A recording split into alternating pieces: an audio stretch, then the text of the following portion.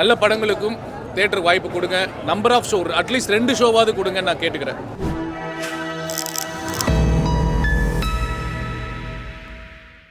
First time அந்த director வந்து எடுத்திருக்காரு. ஆனால் ஃபர்ஸ்ட் மூவி மாதிரியே இல்லை, எல்லாமே பயங்கர ட்விஸ்டாக இருக்குது. எல்லா ஆர்டிஸ்ட்டுமே சூப்பராக பண்ணியிருக்காங்க. பூவையார் வந்து மெயின் ரோல் வந்து பண்ணியிருக்காரு. அப்புறம் சௌந்தரராஜா அண்ணா அவருமே வந்துட்டு ஒரு இம்பார்ட்டண்டான ஒரு ரோலில் வந்து பண்ணியிருக்காரு. இப்போ இந்த தலைமுறைக்கு வந்து கண்டிப்பாக இந்த படத்தை வந்து பார்க்கலாம், ஃபேமிலியோடவே வந்து பார்க்கலாம். இன்னும் நிறைய ஸ்க்ரீன்ஸ் வந்து கொண்டு வந்தாங்கன்னா இன்னுமே நல்லா சூப்பராக இருக்கும். ஃபேமிலியோட பார்க்கலாம். கிளைமேக்ஸில் நல்ல ஒரு ட்விஸ்ட் இருக்குது, அதை யாருமே எக்ஸ்பெக்ட் பண்ணியிருக்க முடியாது. சூப்பராக இருக்கும் படம், எல்லாருமே கண்டிப்பாக பார்க்கலாம். தேங்க்யூ. படத்தில் லேக் ஃபீல் பண்ணீங்களா? புரியல. லேக்ஸ் ஏதாவது இருந்துச்சா? படத்தில் ஸ்லோவாக போகிற மாதிரி இல்லை, விஷயம் ஸ்லோவாலாம் போகல. அதான் சொல்கிறேன், ஃபர்ஸ்ட் ஹாஃப் வந்து பயங்கர த்ரில்லாக போச்சு. எப்படி இருக்குங்கிறத கெஸ் பண்ணவே முடியல. செகண்ட் ஹாஃப் எப்போ போடுவாங்க அப்படிங்கிற மாதிரி ஒரு ஈகர் தான் கொண்டு வந்தது. கடைசி வரையுமே சூப்பராக இருந்தது படம். சூப்பராகவே மியூசிக்ஸ் பயங்கரமாக இருந்தது. அதுவும் இல்லாமல் அந்த சாங்ஸ் எல்லாமே அம்மாவுக்கு அந்த மாதிரி சாங்லாம் வந்து அது எல்லாமே ரொம்ப டச்சிங்காக இருக்கும். பூவையார் எப்படி நடிச்சிருந்தேன்?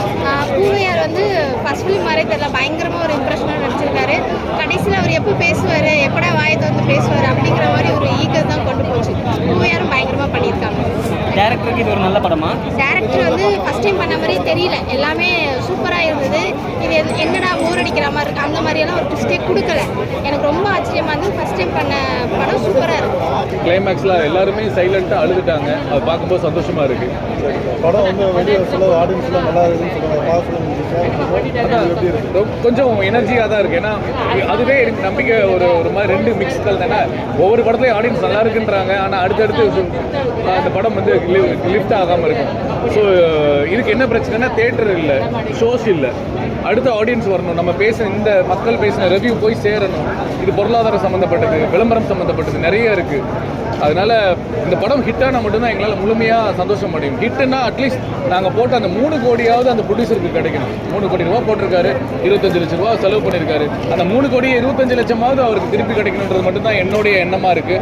அதனால் அதுதான் எனக்கு சந்தோஷமாக இருக்கும், என்னோட டு பி ஹானஸ்ட். அடுத்து என்ன மாதிரியான படங்கள்லாம்?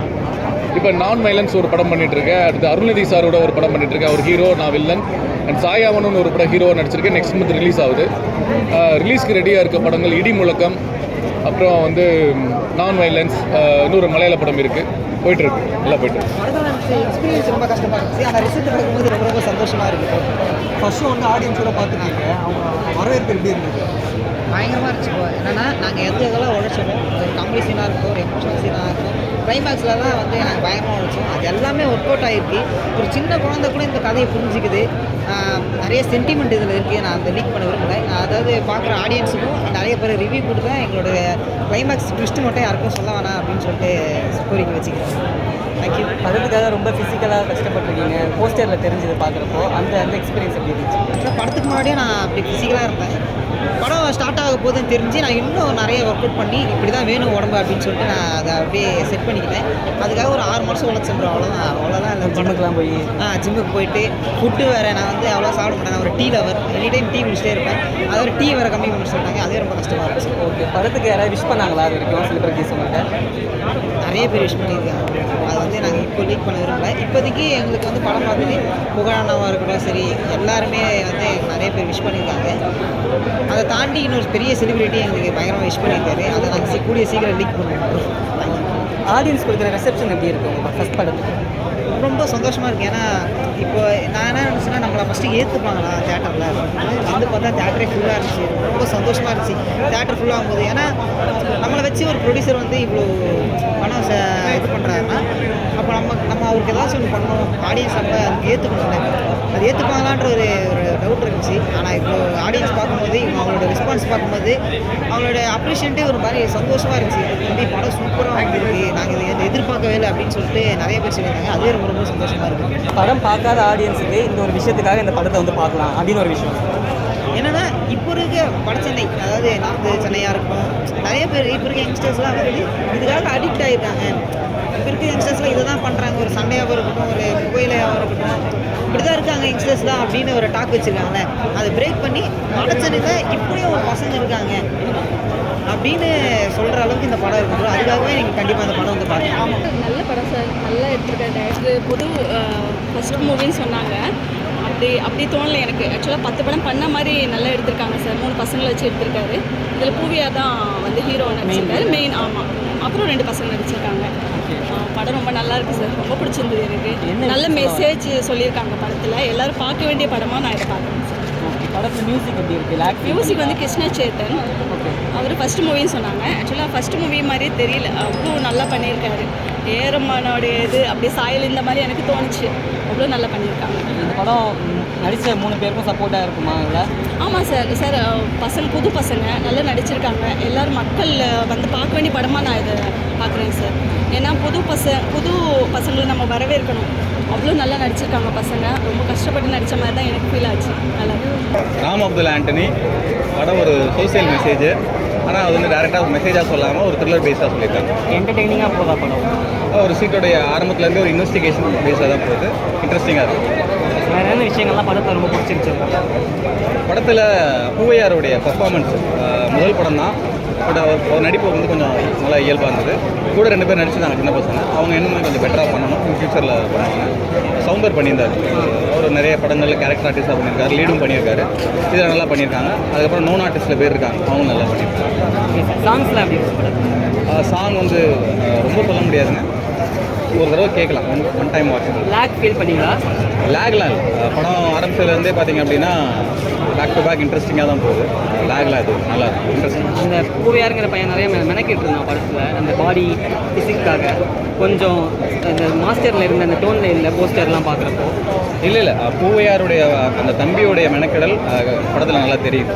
ரொம்ப யதார்த்தமாக பண்ணியிருக்காப்புல. கண்டிப்பாக அவருக்கான ஒரு எதிர்காலம் நல்லா இருக்கும். படம் நல்லா இருந்தது, ஆக்டிங்கும் சூப்பராக இருந்தது. இதை சொல்ல வந்த கருத்து நெக்ஸ்ட் ஜென்ரேஷன் எப்படி இருக்கணுமோ அது கரெக்டாக சொல்லி இந்த கதையை நல்லா இருக்காங்க.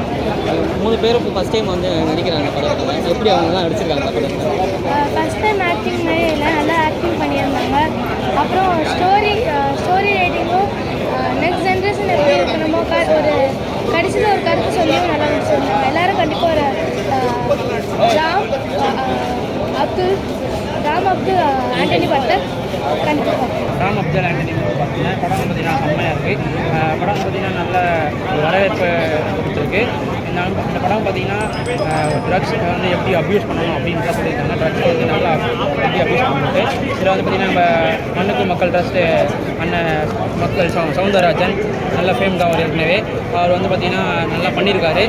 பூவியா தம்பியும் நல்லா பண்ணியிருக்கான். பார்த்திங்கன்னா இன்னும் இந்த படம் வந்து நல்ல ஒரு ரீச் கொடுக்கும்.